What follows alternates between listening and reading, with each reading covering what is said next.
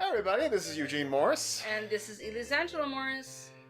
And welcome to our little podcast. Honey, how you doing? I'm good. How are you? I'm well. Why don't you tell them what our podcast is about today? We're podcasters now, guys. Because we're so entertaining. I know. Just listen to the excitement in our voices. Let our opinions go into the YouTube ether. Go into the ether of nothingness so that everyone else can not care about them too. There you go. So I've had kind of a hankering to talk about the Batman movies for a while. Ooh, Batman. And I think I know the reason why is because we bought the DVD for The Batman. Which was great. I know, people actually still buy DVDs nowadays. We actually bought the Blu-ray, right? Or the super Blu-ray with all the special features and stuff, which is great. Recommended. That's right. And then there's like an even bigger box at like a Walmart, I think. Yeah, that's a super duper Blu-ray. That's the purple ray. with a batarang. There you go. Yep. So I think it's fair to say that we're both Batman fans. Sure. I think I've become more of one since you and I have met. Mm-hmm. Yeah, but I've always liked the Batman. You watched it with your brothers? I watched it with my brothers growing up. I remember we had the Michael Keaton one on VHS tape growing up. So we had that one. So I'm very familiar with that one. And then I think the next one, which one? What's... Returns, sorry. The names pass me, but you know. I'll usually be able to say a villain's name. And that's how you guys will get it. About it. Yeah, and I remember watching... I don't know that we had the next one, Returns, but I remember watching that as a kid too and thinking that it was super creepy because it was. So yeah. You mentioned that you had the VHS tape, so did I. Do you remember the commercial that came on before the movie, the Dr. Pepper commercial? No. They had Michael Gough, who played Alfred, talking about something like, oh, he's Mr. Wayne is unavailable right now, but he should be home soon. You see the Batmobile rushing home, and just for the tape. No, it wasn't that. It was Dr. Pepper. That's was he drinking a Dr. Pepper? Yes, he was there, and no, you didn't see Bruce, but it was all Alfred, and he drunk a Dr. Pepper, and then they saw a Dr. Pepper can with a little cape on it. Dear. It was so cute. No, I don't remember that. I don't remember those details, but I know that we had the VHS growing up. So now, before we start, let me just say this right on the bat. We're just talking about the more modern Batman films from the 80s on. We know there was a lot of other Batman movies that came out before then. We're talking I didn't know that. Like the 60s movie with Adam West. I didn't even know he was in a movie. Yeah, there was a full movie they made. Which is fine. Which is fine. There was also like these live action films from the 40s. We're not going to talk about that. No. We're not going to get that in depth. We're just going to talk about the ones that... I probably wouldn't like them. Did you watch the animated series at all? I remember the animated... Didn't it come on Saturdays? Yeah. Yeah, I remember that being on in the background at home back when we lived in Layton, California. Mm-hmm. Growing up on the dairy. I remember that being on in the background. Yeah, it was... I think it was something my brothers... I have 2 older brothers, so they always kind of tuned into that type of stuff. Saturday morning cartoons were a must. And I remember Batman being on there. There you go. Okay. All right, so I guess we're going to start with Batman. Yay. Good place to start. Yep. 1989. Woo. Directed by Tim Burton. The thing about this film, I have a lot of nostalgic feelings with this film. Mm-hmm. And I still enjoy it to this very day, even though I feel like I shouldn't. Because this is a movie that takes a lot of liberties. It's one of those things that when you're seeing it and you're a kid, you're like 9 years old, you're just watching it, it's just so cool. Yeah. But when you grow up and you learn more about the comic books and you learn about the history, you're like, wow, they took a lot of liberties with this film. So, I like that movie. I do too. I mean, I like it. Speaking from, I think my opinion is the more less knowledgeable Batman opinion. Mm-hmm. Well, which is interesting because I want to discuss that with you to get different perspectives on that. Yeah. But I've always enjoyed that one. I've said before to you, and I have no problem saying it again, I think Michael Keaton's my favorite Batman. Mm-hmm. You know, I still think he's my favorite Batman. beyond the Christian Bales and all that stuff, he's my favorite Batman. I think he's cool. He looks cool in the suit, and that's my favorite suit. Still, to this day, that's my favorite suit. I love the black and the yellow and the utility belt, and it's classic. I love it. You know what's fun, honey? That is, even back then, you had fan outrage. Even though it was way before the internet, when they announced that Michael Keaton was going to be Batman, like the fans were in an uproar because all he did was comedies, right? Yeah. What was so cool about, and really kind of important about that film, is that people up to that point had only thought about Batman. When they think of Batman, they thought of the Adam West show. Okay. Which was fun. Yeah. It was a fun show, but, you know, very goofy, very... I showed you the first episode. You're like, wow. We watched the first episode. It's a real culture shock watching The Batman then watching the first episode of Batman. I've not only seen the first episode of the series. I've watched more of it, but... The more I watch it, the more I realize why I don't watch it. Why I don't watch it more often. And it's very goofy and silly. Well, and when that show ran its course, like in the comics, they really focused on making the character darker. That's you had Frank Miller's run, The Dark Knight Returns, in the 80s, which was very dark, took it very seriously.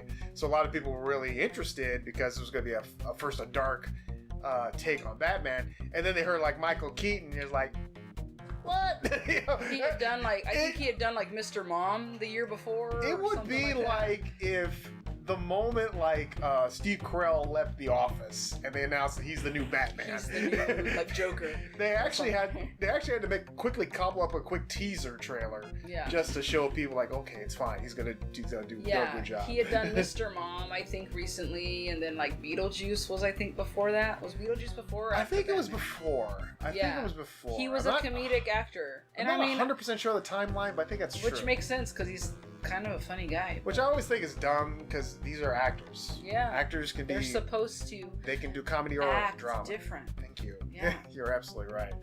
All right, so let's talk more now, jumping more into the film itself.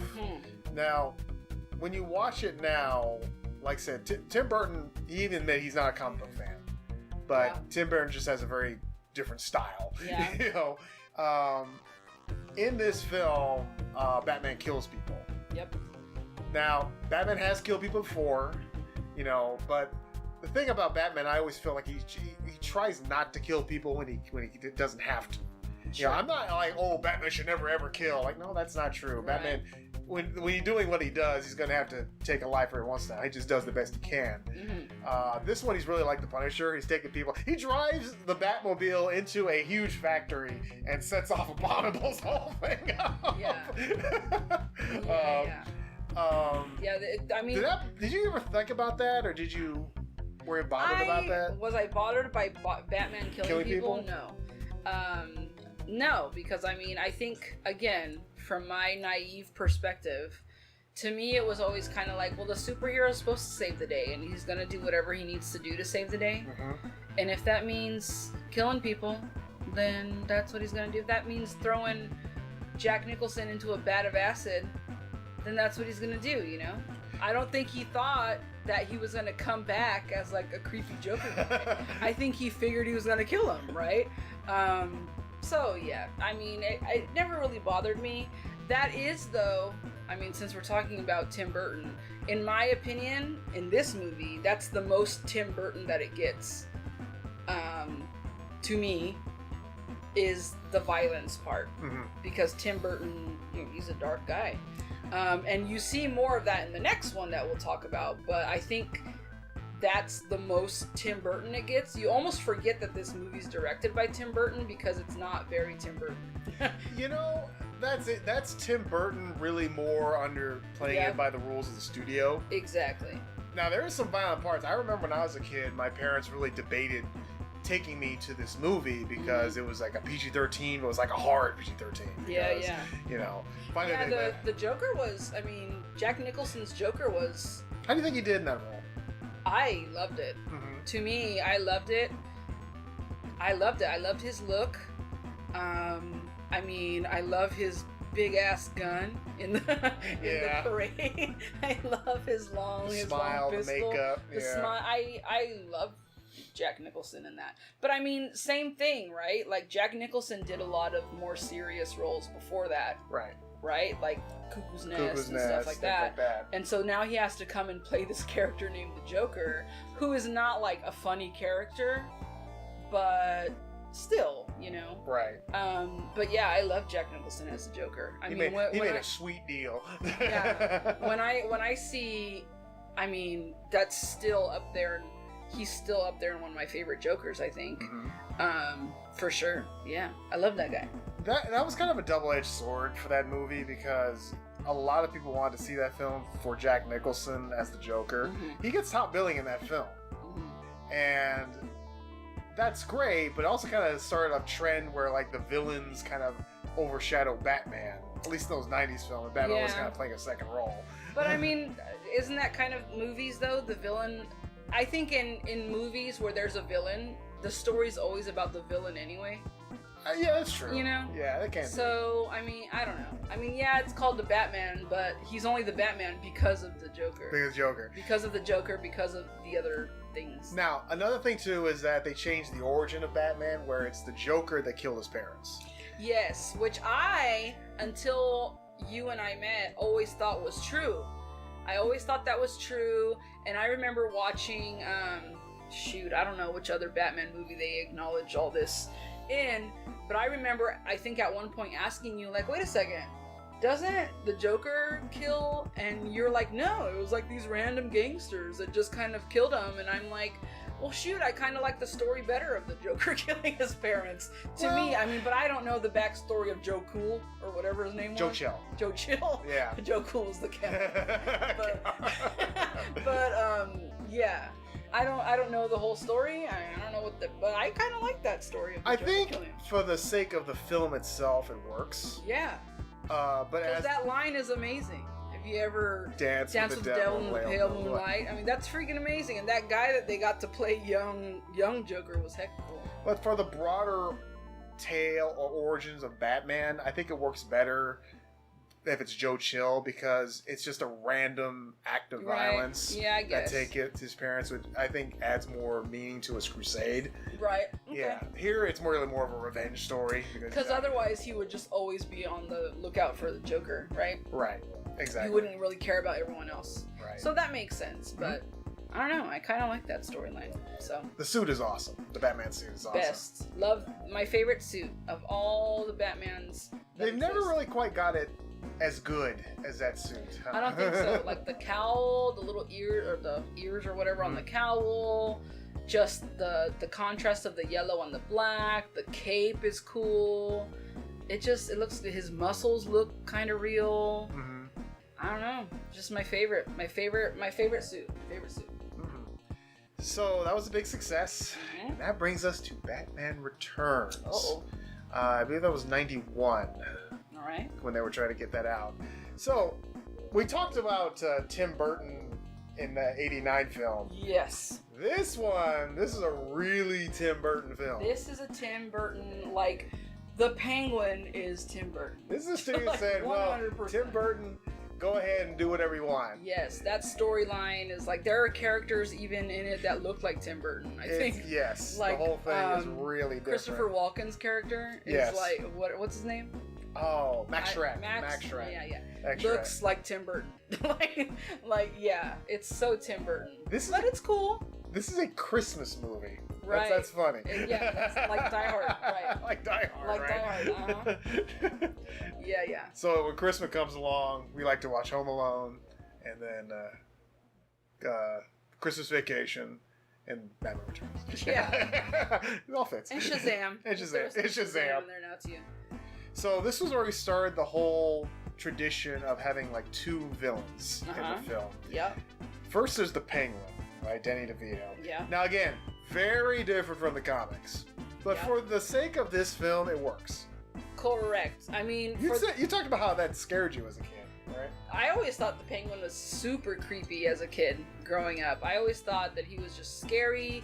The part where he, like, bites the fish and he bites the guy's finger or his ear or his face. He bites the nose. And he's all bloody and Which gross. was so random. It comes right out of nowhere. And then it blanks me right now, whatever he eats or is chewing on, that he's got the black goo coming out of his mouth. Like, I always thought he was creepy looking. Always thought he was creepy. And at that time, definitely the creepiest villain. Right. Definitely. Then you have Catwoman. Beautiful. Yep. Yep. She's a great, again, origin completely different. We had like a magic element where you should have seen Eugene's face right now when he said Catwoman. There was just a joy that came upon his face thinking about this skin-tight leather suit on Michelle Pfeiffer.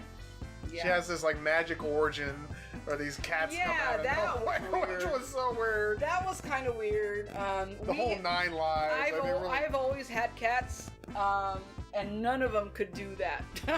None of them could do what those cats did to Michelle Pfeiffer or to Selena Kyle and like turn her into this bionic cat woman thing with 9 lives. With 9 lives, who can like be thrown out of buildings. Yeah. Right.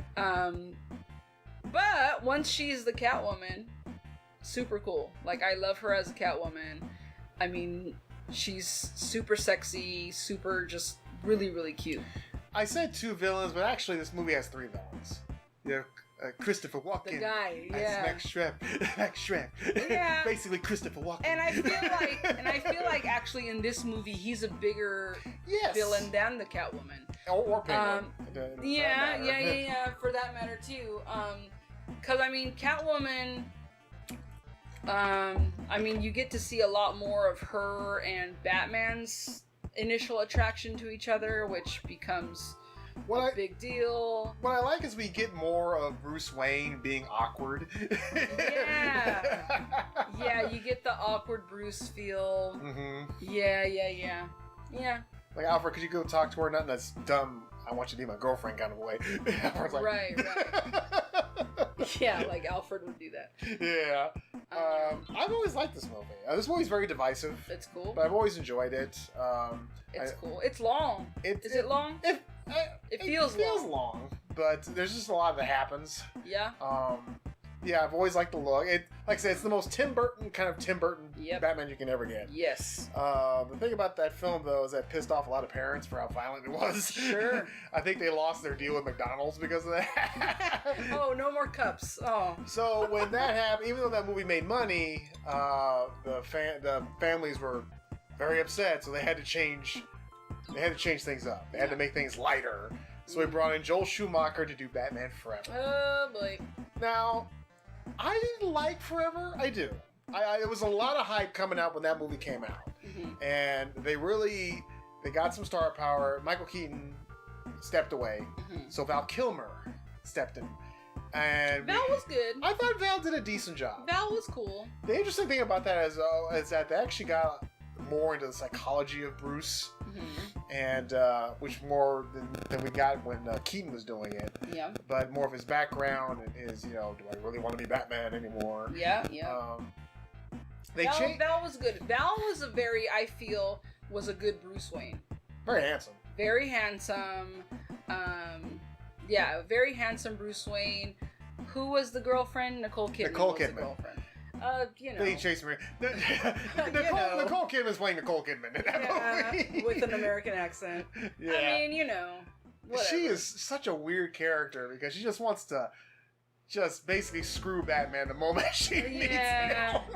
Yeah. I thought he was a great Bruce Wayne. There's almost like a Clark Kent, Lois Lane kind of a thing where she's all into the superhero. Right. But then she slowly starts to fall in love with the other alter ego.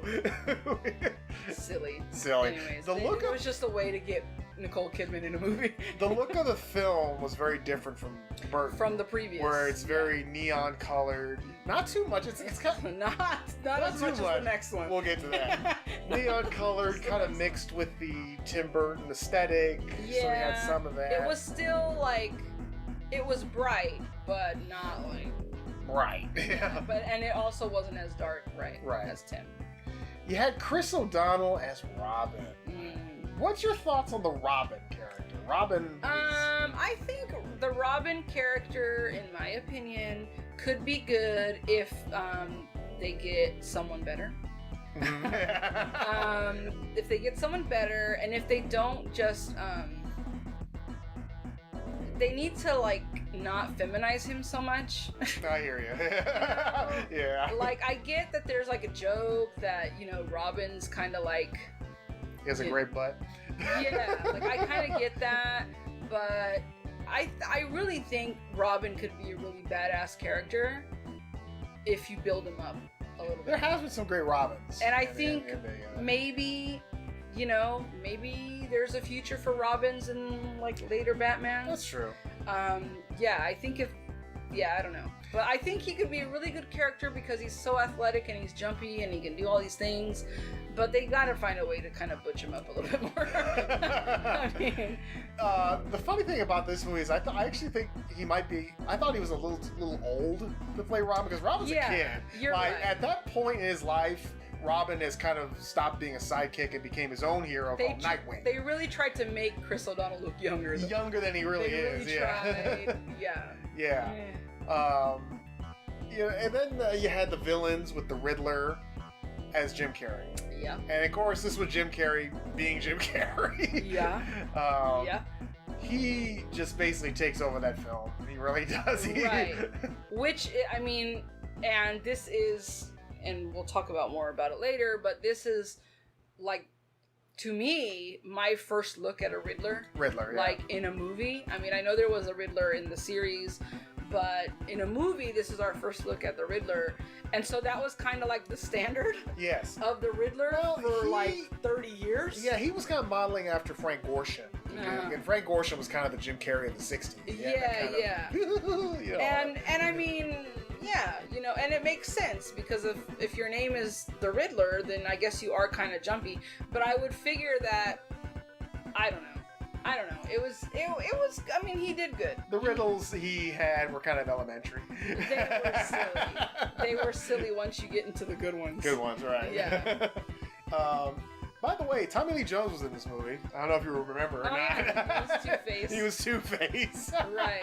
Oh, by the way, he played a really cool villain.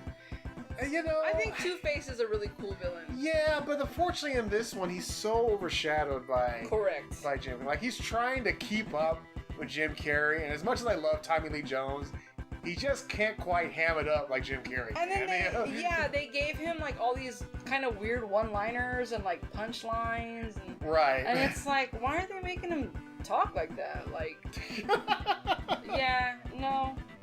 Tommy Lee Jones is great, but it's taking what's really a darker character, right, and really kind of cartooning him up. Correct, because he's playing next to a cartoon. Yes, yeah. I mean, his scene partner was literally a cartoon character. This was where you really start to see the toy aspect come into play, because these films always sell toys. Yep. But now you can see there's scenes that happen in this film where they're doing that just specifically to sell a toy. Where they change it to a new suit, they show off the new Batmobile. Because what's gonna sell an action figure is a really, really bright Riddler. Let's slow down for just a second. The Batmobiles. Oh, right. The first Batmobile in the first two movies, Batman Returns. That's your favorite Batmobile, right? Favorite Batmobile of all time. It's classic. It's classic. Love it. It has such a good look. I love it. It looks like a freaking Batmobile. It's black. There's none of these extra lights and shit going on with it. You got the wing, the fin, the rocket booster in the back. And it just looks like a badass car that's gonna like tear down stuff. Right. It's got the shield, the cool shield that he can like just talk into his glove. Favorite Batmobile. It's a Batmobile that really fit for Michael Keaton. It's a Batmobile that was a Batmobile. Yeah. Yeah. Now, the Batmobile in Forever I thought was decent. I didn't think it was okay. I think it was bad. Yeah, it started getting colorful. More colorful. Yeah. There's that funny scene where Robin steals the Batmobile and he's driving around trying to pick up girls. It's not Batman, it's Batboy. Yeah. It was In Vogue, very random. In Vogue was in this movie, very random. Random In Vogue appearance. Right. They had an album to sell. Right, yeah, there you go. Very colorful, you know. Yeah. Colorful, There was, yeah. Every time I think of Batman Forever, I think of green. There was a lot of green. There was a lot of green. A lot of Riddler green in that. Yep. Even though it is not one of my favorite ones, it's still a movie I can go back and enjoy. Sure, which we did recently, and Yeah. I actually hadn't seen it in a long time, right? And I'm okay with that. I'm okay with that. Not one of your favorites, huh? No, Okay. not one of my favorites, but that's okay. But now we get to Batman and Robin. Now we get into everyone's least favorite. Oh, God. Probably. Or most favorite, I don't know. I don't know. Oh, George Clooney, man. Here's the thing about Batman and Robin. Here's a moment. Hold on. Okay. I have to touch a little bit on the era we're talking about. George Clooney was in ER at this point. 97. Yep, 1997. I was a nerdy kid who watched ER every Thursday night on NBC. I loved that show. He played Doug Ross, a pediatrician. Loved George Clooney in ER. Then he becomes the Batman, and I'm pretty sure he's the only reason I watched it was because of Batman.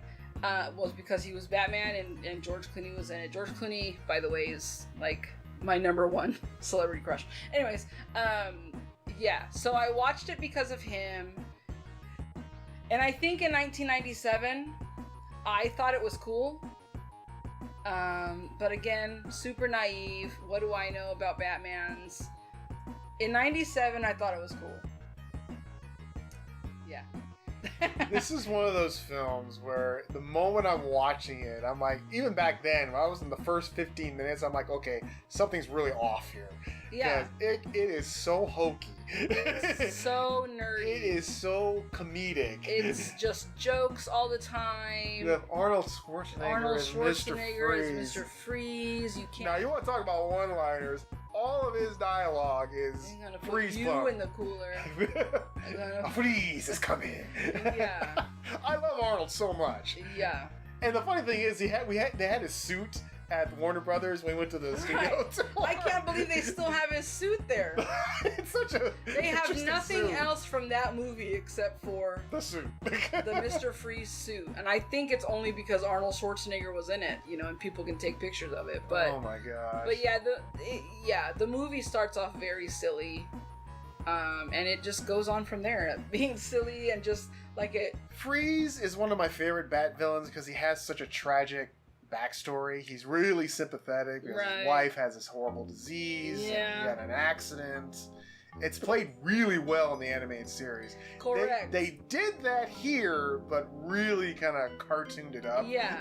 Like how it's pretty bad when a cartoon series, an animated series, that was the thing, can play you better than you in real life. Like that was the thing everyone noticed back then. Like the animated series treated kids like adults, yeah, while the movies treated kids like preschool kids. Yeah, it's pretty bad when.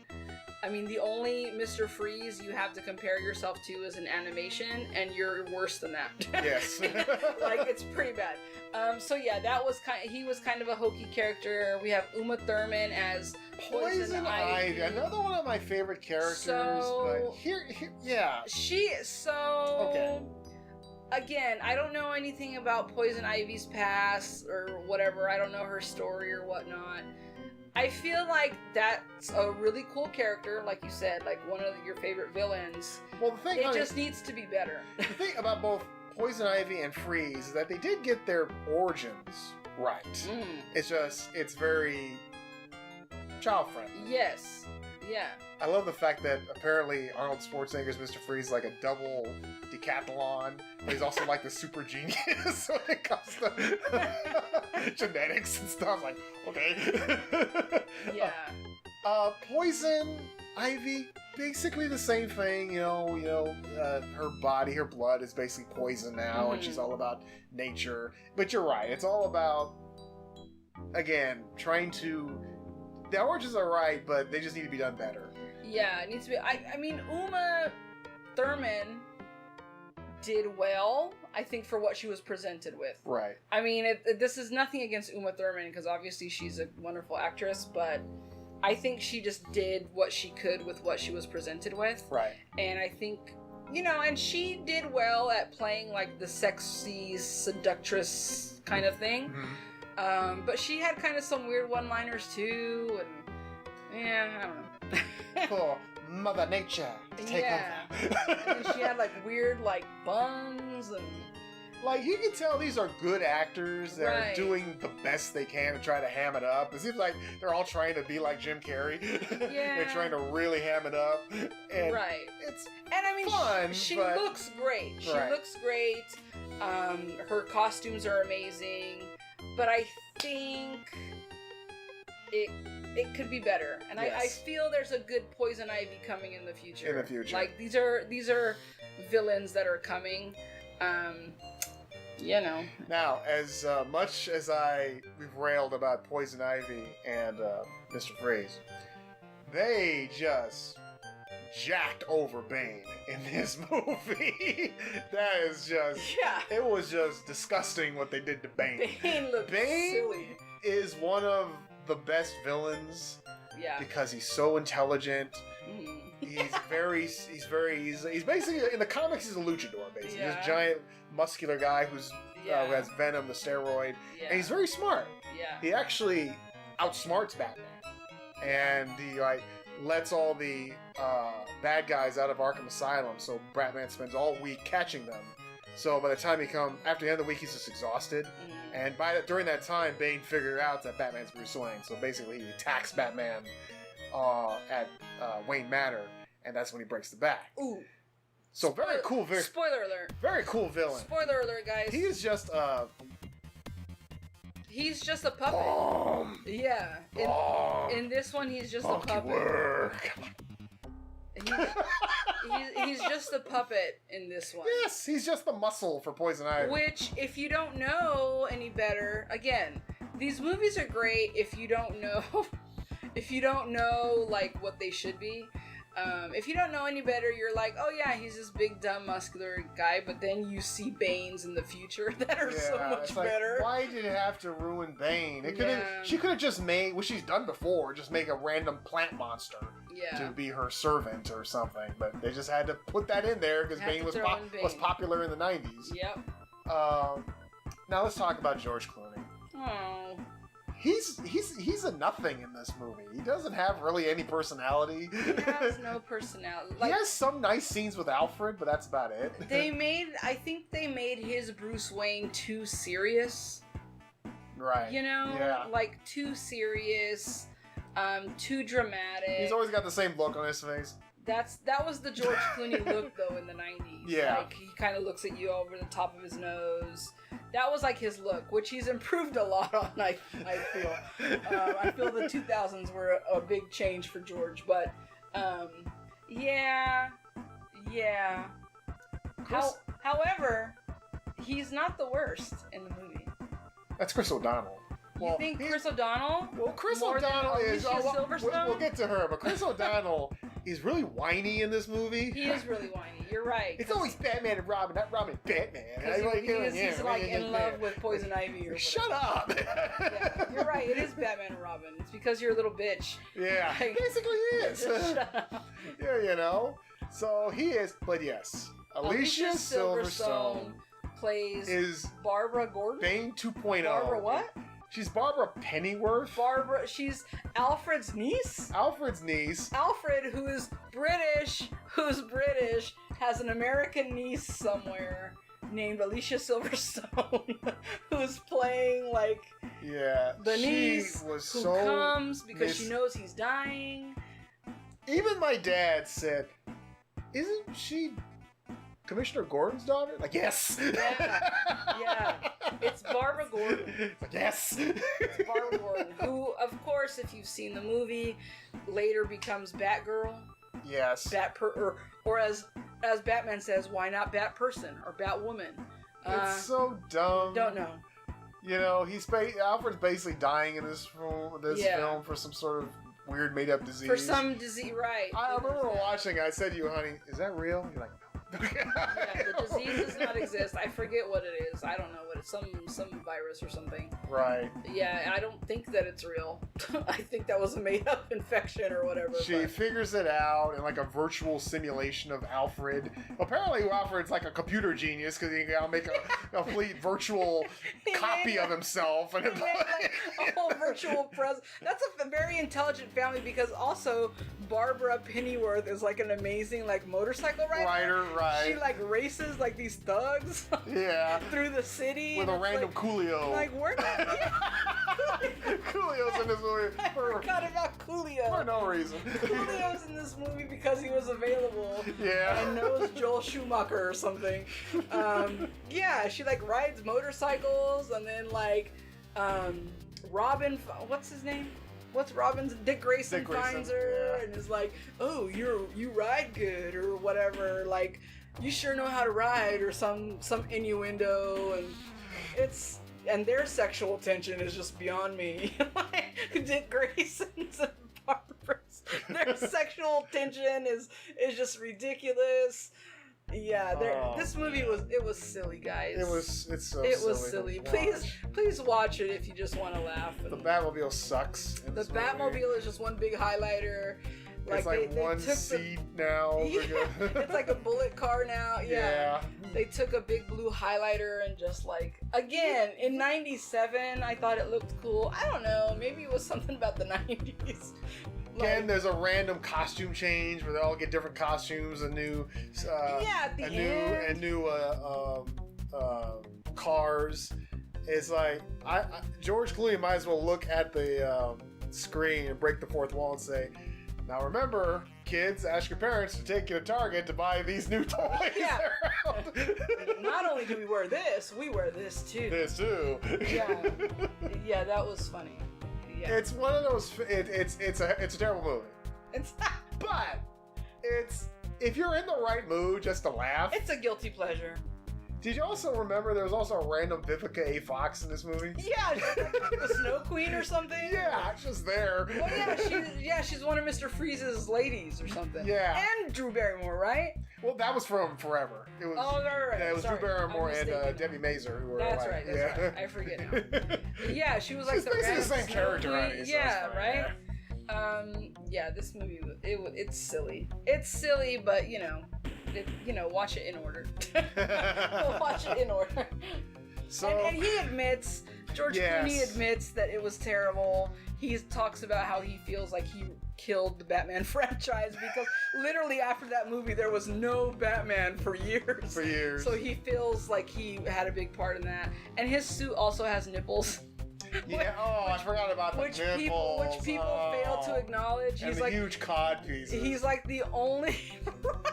Oh, that reminds me of the beginning of the movie. There's like ass shots. Yeah. And like a big like big cod shots of both of them. I want to see Chris O'Donnell shoving his schlong in my face. Like for some reason you see George Clooney's ass in the suit, like. It's just terrible. I mean, terrible. I left ER for this. Terrible direction. Terrible. No, he didn't leave ER. No, he was still there. That was like a hiatus. Good thing too. Yeah, I know. This whole movie is just silly. Just bad direction. Sorry, Joel, but just bad direction. Bad writing. Like just bad. Yeah, this kind of had an effect on the whole Batman thing because, this kind of killed the series for a while. Yeah, it did. And you had like the rise of Marvel. We had bringing a lot more Marvel movies like Spider-Man and X-Men. There wouldn't be another Batman movie till 2005. Oh boy! And what a movie! Batman Begins with Christopher Nolan and Christian Bale. This is my favorite Batman movie. Yes, it is. You've said that before. I think this is a really great telling of an origin story. Yep. And it was something that we kind of needed because it was something that we finally got to see on the big screen, a really dark, but true to the comic origins of Batman. What do you think of Christian Bale's performance? Christian Bale, I feel, was a really good Bruce Wayne. Christian Bale's voice as Batman drives me crazy. Yeah. It drives me bananas. The Batman, like. I understand what they're trying to do. I feel like it hurts when he speaks as Batman. Yeah. Like his The throat growl. must have been sore every day. Great Bruce Wayne. I think he's a great Bruce Wayne. He's a handsome guy too. But yeah, his voice for 3 movies drove me crazy. It's probably this series of films probably have the best overall cast that a Batman has. You have Christian Bale, Michael Caine, Morgan Freeman. Yep. They really go into Liam Neeson. They really go into. I love when they go into like how he gets his stuff, or him training, which I thought was interesting because that was something I never thought about because I didn't read the comics. So right. I did not know that. We also learn more to why he doesn't want to kill, and and refuses to not to kill. And I thought that was done very well. What do you think of Katie Holmes in this movie? Katie Holmes. Because she didn't come back for the next one. Katie Holmes plays Rachel Dawes. Oh right. Katie Holmes. She's cute. Yeah, that's all you're really saying. She's cute. I mean, her character's cute. Is her character from the comic books? No, it was None of these girls are. No, not really. Okay. She's cute. I said it when we watched it that I feel like this was a Tom Cruise driven role for her. Like she was with him at that time. Maybe right? Tom kind of got her foot in that door because otherwise she was like in Dawson's Creek. I thank you. I was going to ask you what show she was in. Yeah, she was in Dawson's Creek, and she was okay in that, but she was like a teenager, so right. She was cute, I guess. By comparison, I feel that the next one does better. What's her name? Maggie Gyllenhaal. Yeah. If we're gonna compare Rachel Dawson's. Yeah. But yeah. What'd you think of the costume? Is this the one where he's got the really tight neck? That's the next one. This one is a little more bulkier.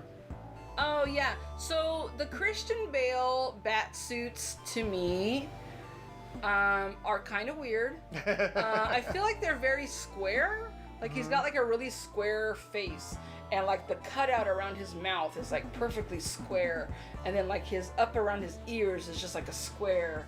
Everything's really square on this one, and you start to see more of the transition to the black on black suit, I think, in this.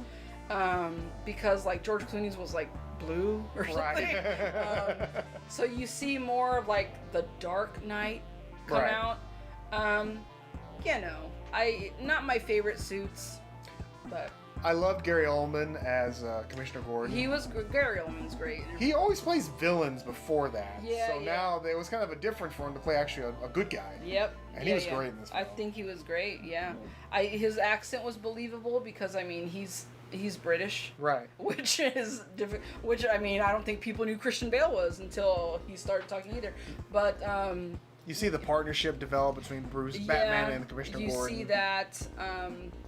Yeah, it's cool. Mm-hmm. Yeah. Now they had a great fighting technique for Batman, and I do admit, though, I will say this: is that the action scenes are kind of not edited all that great. It's very fast paced and up close.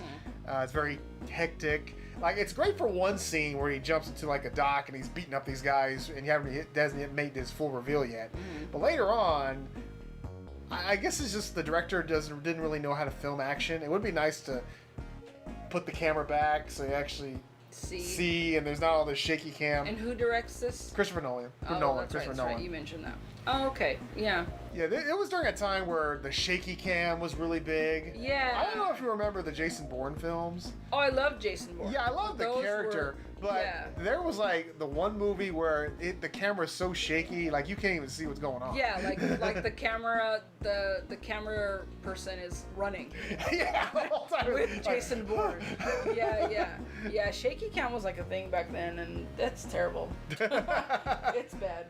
But I just love the fact that it's an origin story for Batman. Batman's the star. He's the main focus. The villains, him and Scarecrow. Oh, that's right. It's the Scarecrow one. Yeah. Yeah, but you don't see much of Scarecrow until later. Batman is the star Batman of the film, and the focus of it. Batman is the Batman. Right. Right, which is great. So I'll always enjoy that film. Yeah, you like this one. I think you've labeled this as one of your all-time favorite movies. It is. Like top 5. So. Yeah, definitely. You like this one.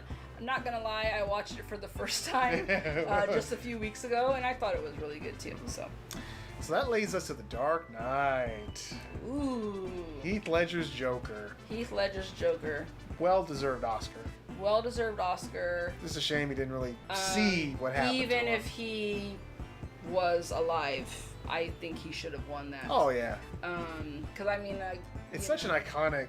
What he did with it, it was just amazing. He did so well. Same thing. This movie too, I hadn't watched from start to finish, like sit down and watched it before. Mm-hmm. And so we did that several weeks ago, and yeah, it was really, really good. And I can see how he was very moved by playing it.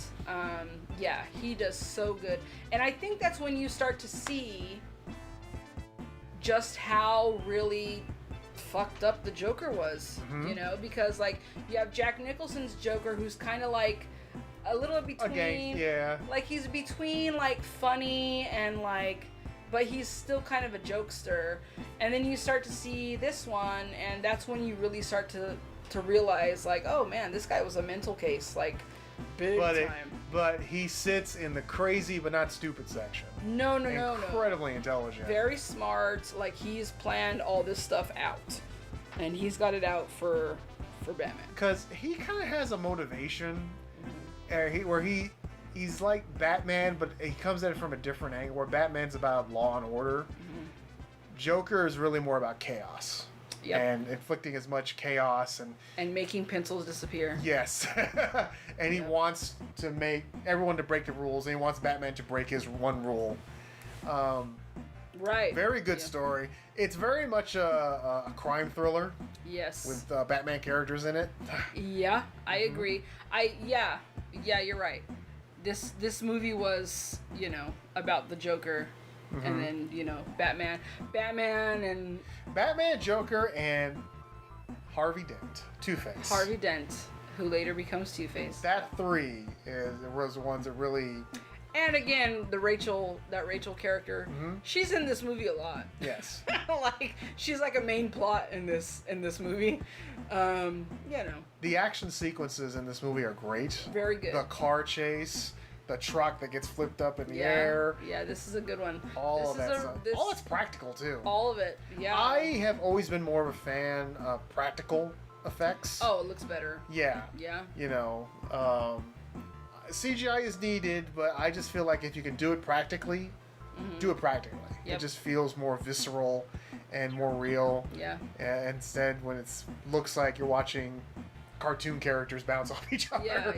Yeah. Honey, we didn't talk about your favorite, the Tumbler. Oh, I love the Tumbler. The Tumbler's amazing. The Tumbler is. It just looks so cool to me. Yeah. It just looks like a battle tank. It's a very different take on the Batmobile. On the Tim Burton Batmobile is very stylish. Yep. This to me feels more practical. Yep. Where I can see it going through walls and doing all this different stuff. So I really enjoyed the Tumbler. Yeah. What do you thought? What did you think of the Tumbler? I think the same. I mean, I think it looks real cool. It looks really cool. It definitely does what its name says. I love how it has the little flaps up in the back, so it looks like ears. Yeah. I thought that was cute. Yeah. I feel like the Tumbler's cool. Not my favorite Batmobile.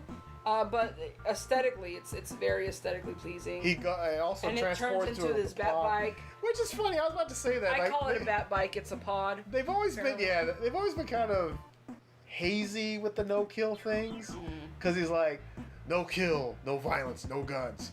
Now I'm gonna get on my bat pod. They have these two guns right here. It's really awesome. It's like blow you to smithereens. Smithereens, right? Yeah, it's debatable. They weren't killed. They were injured in action. Oh my gosh, who played Harvey Dent in this? Aaron Eckhart. Eckhart, yeah.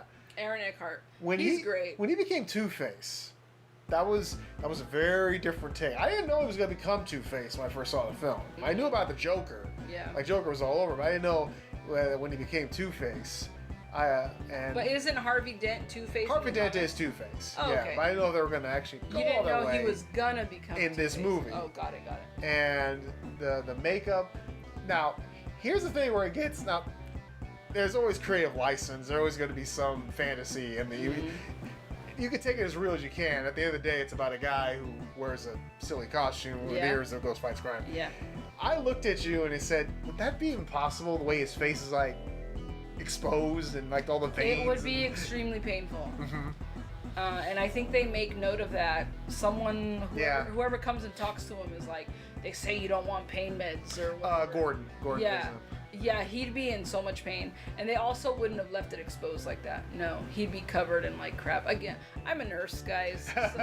So everything we watch and do, I look from like a medical standpoint. But it looks so cool. It looks great. Yeah, it does. But he'd be in so much pain and like that'd be covered up with so much goo. Like So basically, Harvey Dent's like the White Knight of Gotham. And Joker's whole plan was to make him go evil. Mm-hmm. To kind of spread hopelessness to the city, that there's no way they can't be saved. Because isn't Harvey Dent like running? He's running. Yeah, for he's like the district attorney. Basically. Oh, right. Okay. And so in the end, he goes crazy. He kills some cops, bad cops, but kills them. There's the scene with the boats with the Joker and the kind of the whole social, which is very tense. The social experiment. The social experiment. That scene is tense, man. Shoot, honey, that's a tense you could scene. do that today, where you like have two ships. One ship is full of Republicans, the other ship is full of Democrats. Except in this one, they would blow each other up, which is really sad. There would be no like, oh, maybe not. No. Someone would hit the button. Right. These days, someone would definitely hit that clicker. That scene is super intense. It is. But that is the social experiment of all social experiments right there. Yeah. Great scene though. Great scene. Again, just more into like the Joker's mindset and just crazy. Like, who thinks of these things? Right. A psychopath. Right. A psychopath thinks of these things. Trying to make the world as crazy as he is. Right. Like, he's like has a point in this whole film. Yeah. Psychopaths are those people who they make you think that you're the crazy one. Right. Like, they're not crazy. You're crazy. I'm not crazy. You're crazy. And so, he's just going to have the citizens of Gotham do his dirty work for him. One of my favorite scenes is when he visits Harvey and the Joker visits Harvey when he's in the hospital. Mm-hmm. He's like, do I look like I have a plan? I'm just a wild dog who wants chasing a bus. Is that when he's in the nurse costume? Oh, yeah. And the nurse costume, which was right. Again, he deserved the Oscar. Again, amazing. So in the end, Batman saves Harvey from killing Gordon's family, and to protect the image of Harvey, he has Gordon tell him that Batman was the one that killed all those cops, to put it on him because he's the Dark Knight. Right, he's and the now hero Batman. that city needs, but the hero that they deserve and not the one they need right now, or something like that. Mm-hmm. I forgot. Mm-hmm. The Dark Knight. Hey, Zelda. Hi. Hey, babe. Hi, Betty. Yeah, he's just chilling. Okay. Yeah. Zelda's our little Dark Knight. Yeah. He's a black cat. So that goes to The Dark Knight Rises. Mm-hmm. Now, this is a film that I like, but not as much as the first two. Mm-hmm. We get Tom Hardy as Bane. Which, again, not comic accurate, but a different take on it. The voice is very shallow. But very, very iconic. It's very fun. Yeah. He has a lot of great lines.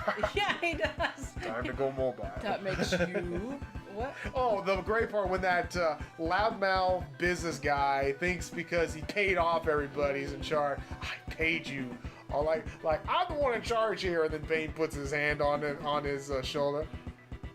Do you feel in charge now? That makes you better than me. Oh, wait, the line is, I paid you all this money, and Bane's like, and this gives you power over me. Oh, that's a good one. So I think Tom Hardy did really good. Yes. I think he was great as that. And again, I mean, I think the voice only comes because that damn mask is covering his mouth. I mean, the voice and just the muffle, it's because of that. And I mean, I'm sure he churched it up a little bit because that's what he's supposed to sound like, or maybe he's supposed to sound Hispanic. I don't know. In the film, in the cartoon, in the comics, he's like, he's from South America. I don't know if he's from Peru or Costa Rica, but yeah, he's like here. Tom Hardy's like British, right? So, yes. Yeah, so he's like super British. So he just sounds British, basically. Yeah. And in the comics, like Bane is like powered by Venom, which is the steroid. Here, you don't see that. He's just prison strong. Yeah. He's the guy who's been in prison his whole life, just clanging and banging. I think I mentioned that to you. Like, wait a second. In the comics, doesn't he have those green tubes coming out of him? Like, they don't acknowledge that at all in this movie. And you're right. Like, he looks real cool. He's just he looks 250 cool. pounds of 250 raw muscle. Yeah, he's just this big dude that wears like a freaking bulletproof vest and a jacket. Like he looks phenomenal. I think he looks great. And he does a good job. He does a good job. So in this one, this takes place 8 years after Dark Knight, and that's a big gap. At this point, were they kind of iffy? Yeah, well, at this point, they're saying that, Bruce Wayne, he's so beat up as the Batman that basically now at this point, he's just kind of almost an invalid, almost a recluse. Right. Walks around with a cane, his legs all jacked up. Yeah. After his buddy Gordon gets injured, he visits the hospital. That's when he decides to come back. He has like this brace now that like makes his legs super like and he's getting back into as the Bat. This is where Alfred kind of calls him out, like, okay, you have kind of a death wish thing going on here. Like, you couldn't be Batman anymore, so you tried to change the world as Bruce Wayne. You had this big project that didn't work out, and you sunk all your money. You basically sank your company. And now you're seeing this guy, you got like this big whole, I'm going to go out on a blaze of glory thing, and I can't be involved in this. So he leaves.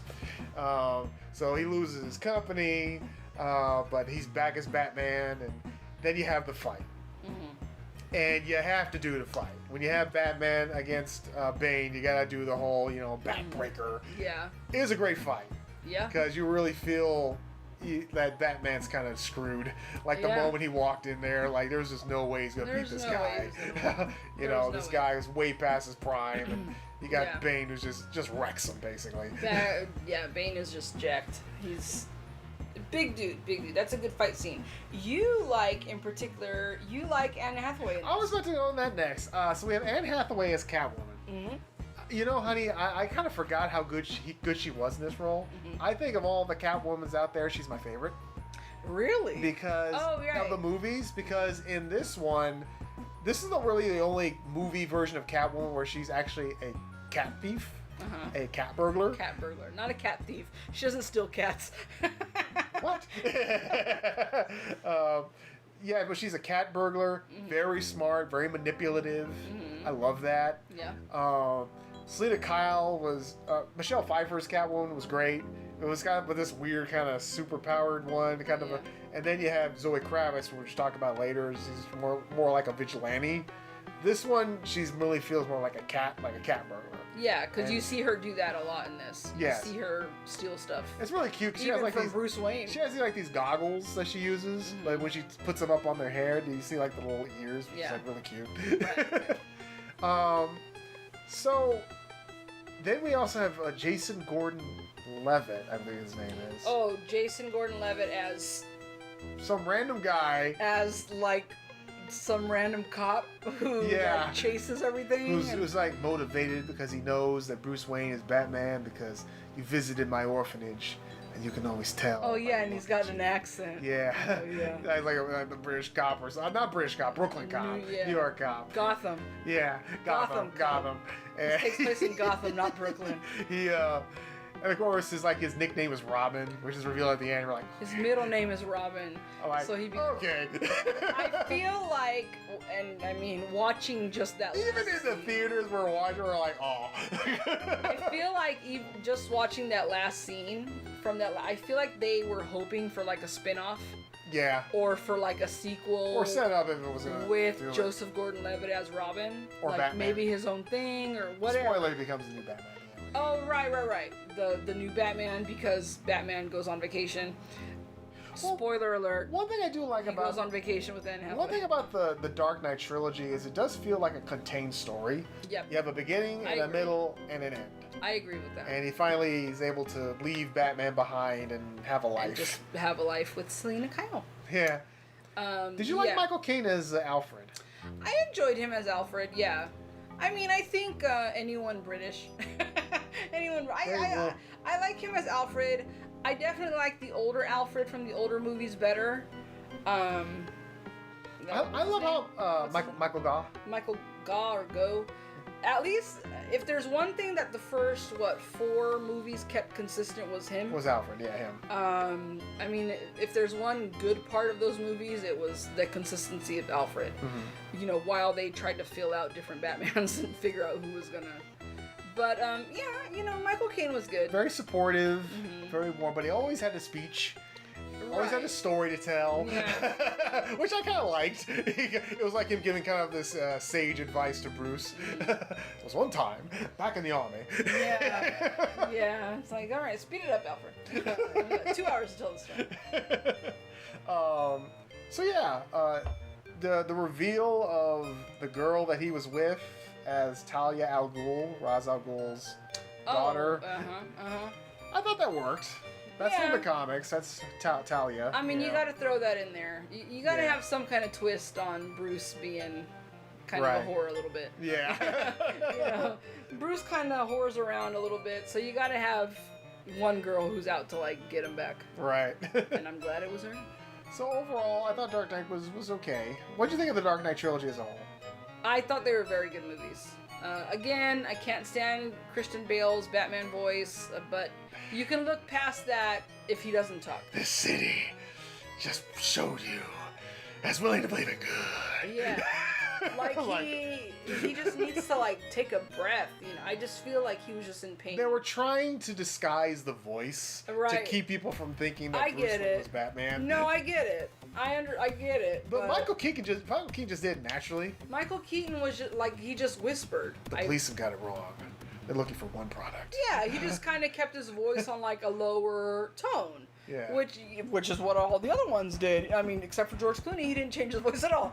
But you know, yeah. But I can look past the voice. They're very good movies. And all 3 of them I feel were very good. And I feel that it's interesting that we can like classify those 3 separate from all the other ones. Yes. That's very interesting too, because you're right, like they are kind of their own story. Because once you continue, you know, before that, nothing like that had happened, and once you continue on after that, they're all very different after that as well. Mm-hmm.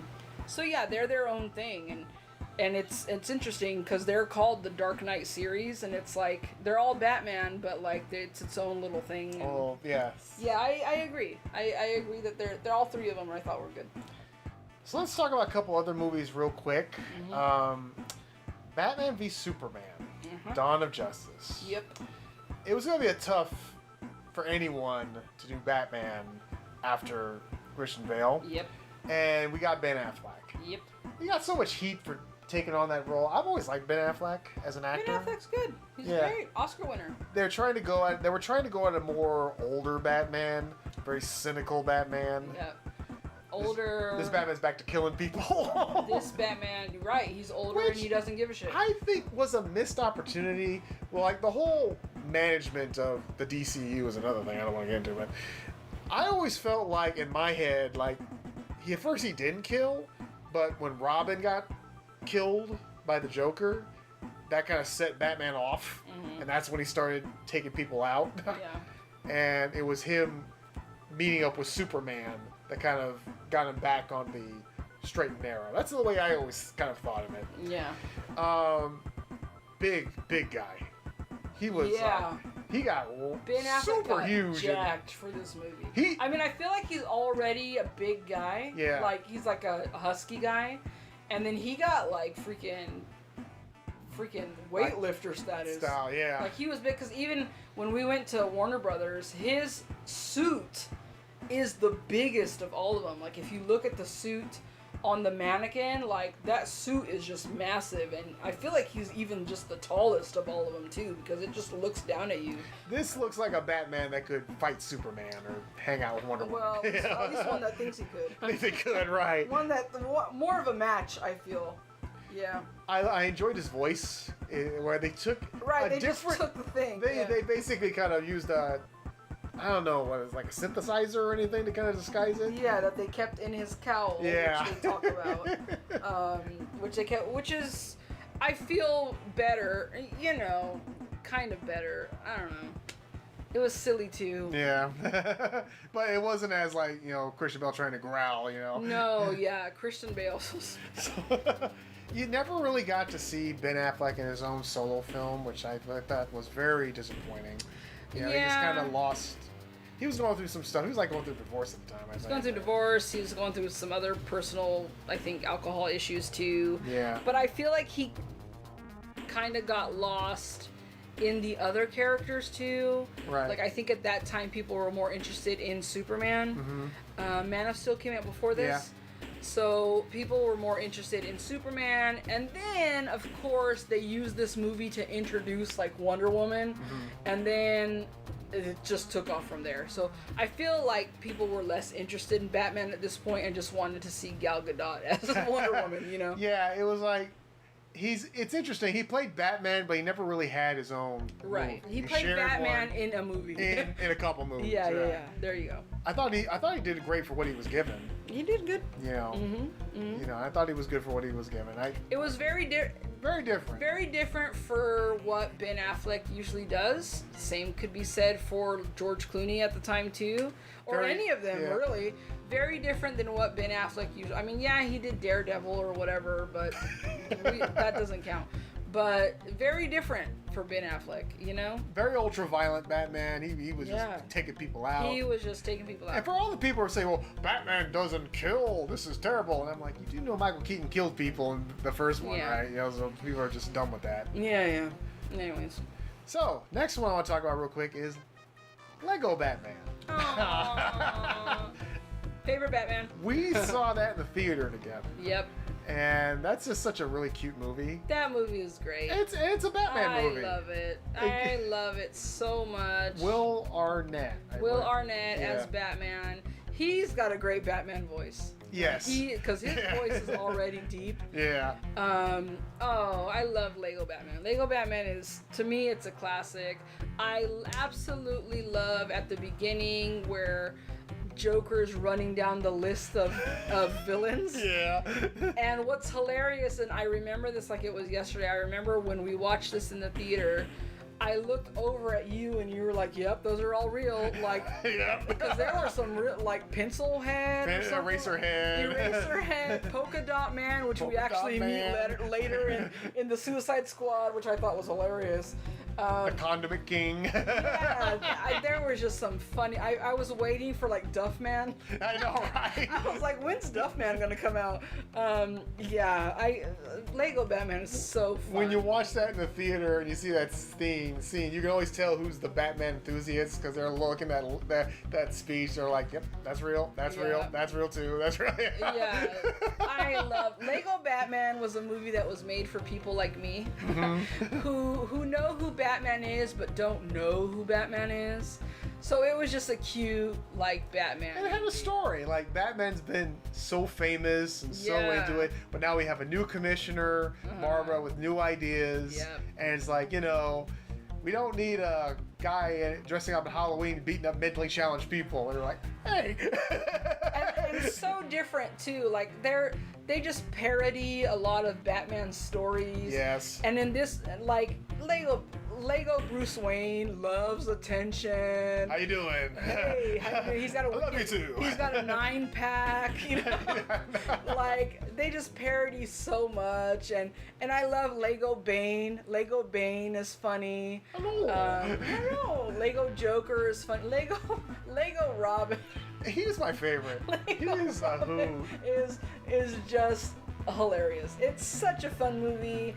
Lego Family. Superman. I was waiting for a Lego Superman. That's Channing Tatum. Lego Superman is played by Channing Tatum. Green Lantern is Jonah Hill, I think. Yeah. That whole scene where they're at the Fortress of Solitude having like a celebration. is freaking hilarious. Yeah, the whole Justice League is together and they forgot, quote unquote, to invite Batman. I love that whole movie. Is good.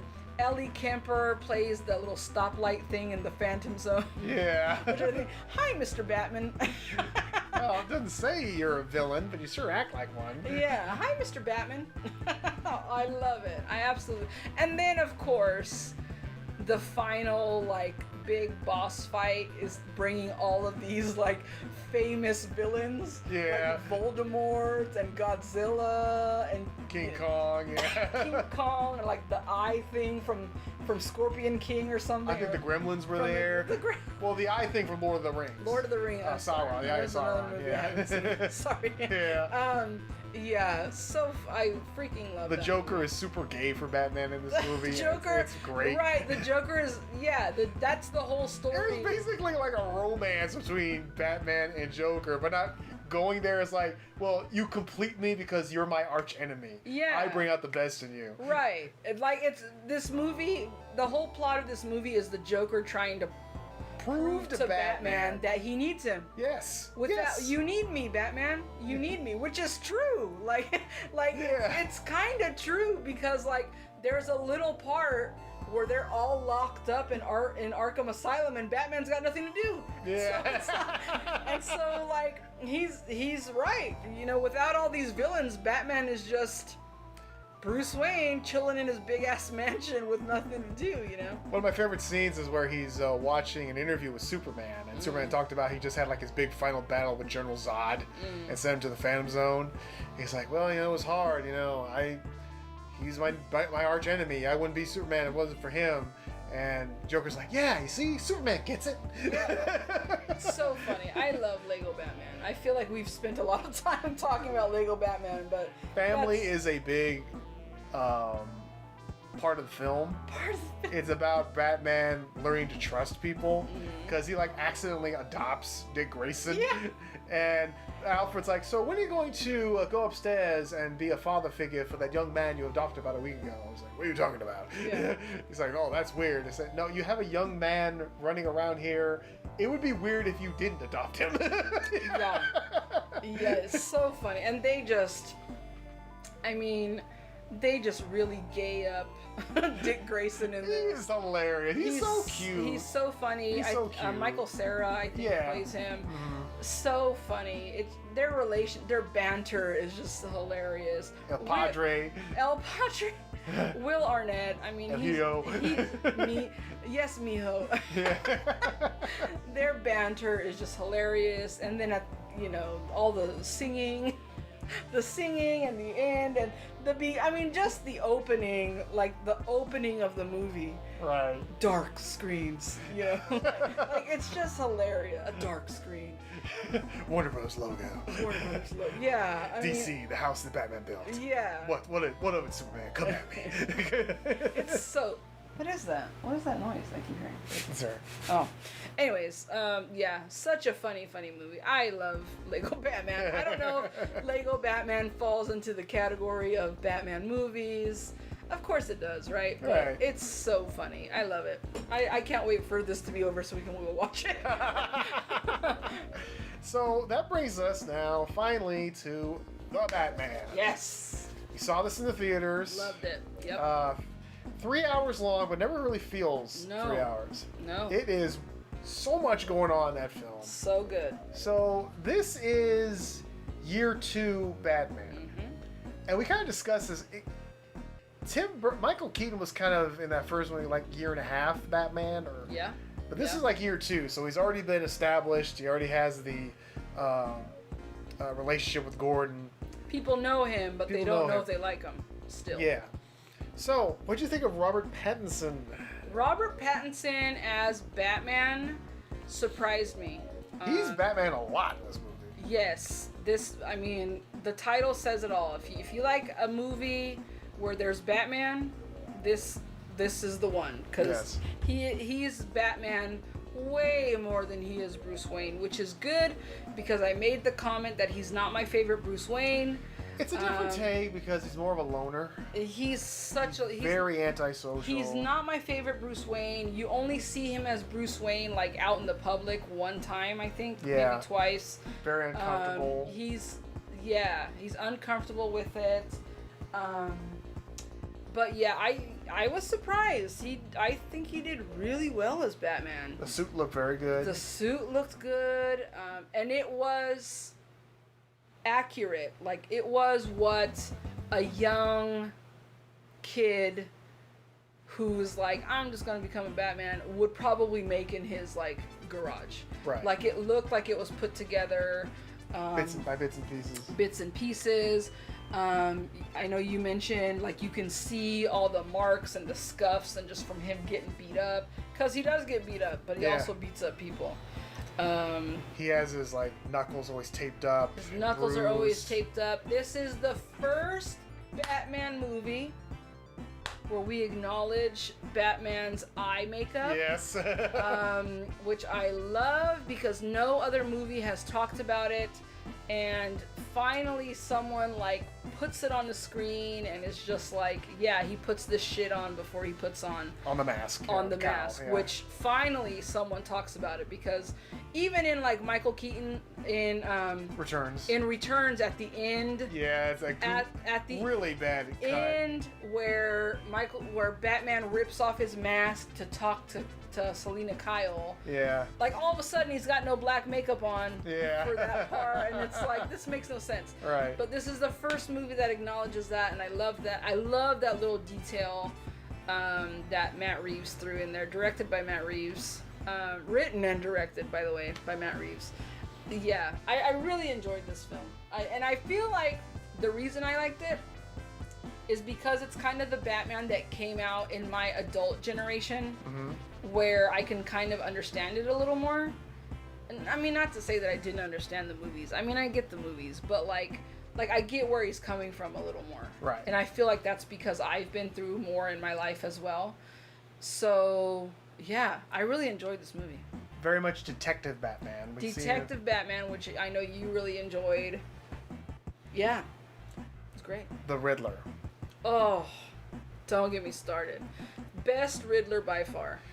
Not very accurate to the comic, but it worked for this film. So good. Because it is a dark movie, though. Very dark. Very dark. Like, I wouldn't take your kids to it. This is not like a Marvel movie where it's very jokey and bright. No. This is a very it's very dark and literally dark. Yes. Like, the contrast of the movie is dark, like the imagery of the movie. But brightly lit still. You could still. I mean, you can make stuff, of course, yeah. But it's just the dark. It takes place at night, like raining all the time. Right. The Riddler, man, Paul Dano. So creepy. Is so good as the Riddler. And man, took elements from the Zodiac Killer, took elements from the movie Seven, kind of like this crazy. His riddles are very elaborate. His riddles are very elaborate, and he is on a mission to unmask the city. Yes. Unmask all of the bad people in the city. Which includes Bruce's family. Which includes the Waynes. This kind of takes the whole origin of Bruce Wayne and Batman, just kind of flips it on its head. Yep. Yeah. He doesn't have the best relationship with Alfred. It's kind of antagonistic in the bit. They reach a connection later on in the film, but it's like. I feel like in this one, Alfred, played by Andy Serkis, very well, I think. I feel like in this one, Alfred is very much still Bruce's father figure. Yes. Like, he's very much like you have this going on today. Like he's very much the guy who's just giving Bruce his schedule. Yes. Like, these are all the things you have to do today. And then Bruce is like, I don't want to go. And he's like, well, you have to go. Like, he's very much the father, you know, like, yeah. This movie is so good. I mean, I can talk about this movie forever. I really, really enjoyed this one. Zoe Kravitz as Catwoman. Zoe Kravitz as Catwoman. I think she was good. Yeah. I think she was good. You see a little of that cat burglar when her character is first introduced, just a little bit though. Mm-hmm. But then she's just an ass kicker, which I think is great. That's cool. She's an ass kicker, which is cool. She's like Batman's like little sexy eyes on the field. Mm-hmm. Yeah, I think she's great. There are so many good villains. Ooh. And of course, you have Colin Farrell as Oswald Cobblepot. Colin Farrell as Oswald Cobblepot / Penguin. Yeah, Oz basically in this film. Oz, so good. Yeah, look at that. Yeah. You don't recognize that it's Colin Farrell, but he does such a good job. It's so good. There's apparently a spin-off series coming to HBO Max. I'm very excited to see it because we'll get to see more of the Penguin. In this movie, yeah, he's Oz Cobblepot, so he's still kind of someone's sidekick. Right. But then when that someone gets knocked off, he kind of is gonna have the chance to step up. So. Which brings us to Falcone. Like, I didn't know that. I've always liked the actor John Turturro. Turturro, yes. Mm-hmm. I've always enjoyed his work. Yep. I didn't really know. I was kind of avoiding spoilers or even trailers for this one because I was gonna go see it. I was like, oh shoot, he's in this film, and he's very, very sinister, very creepy. Yeah. I feel like everyone in the movie is dark. Mm-hmm. Everyone in the movie is dark because the whole movie is dark. Yeah, he's a very sinister Carmine Falcone. Falcone, yeah. But I mean, Falcone was a big old. You were not a fan of Falcone from Batman Begins. I wasn't after I saw John Turturro as. That's true. Maybe you would have liked him better if you had seen Begins before you saw the Batman. John Turturro as Falcone was great. Yeah. Like, he even sounded like a gangster. Right. He had the look. Whereas the one from Begins was just this big white dude. Mm-hmm. And I'm like, no, he needs to be more like Italian, more New Yorker a little bit, you know? I don't know. That whole thing, like, they're just...